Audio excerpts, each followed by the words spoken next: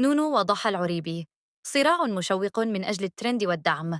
علاقة نونو وضحى العريبي شهدت تصعيداً مثيراً مؤخراً، حيث أطلقت نونو هجوماً مباشراً على ضحى عبر وسائل التواصل الاجتماعي، مشيرة إلى أنها لن تجد رجلاً مثل حسن.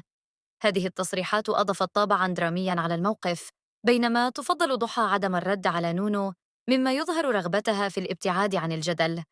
في خضم هذه التوترات، وردت أنباء تشير إلى أن ضحى تواجه تهديداً بالسجن، مما يزيد من الضغوط التي تعاني منها.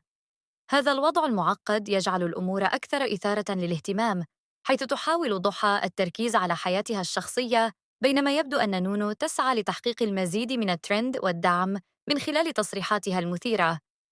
هذه الديناميكية جعلت الجمهور يتابع كل جديد بشغف، مما زاد من شعبية كل منهما في وسائل الإعلام.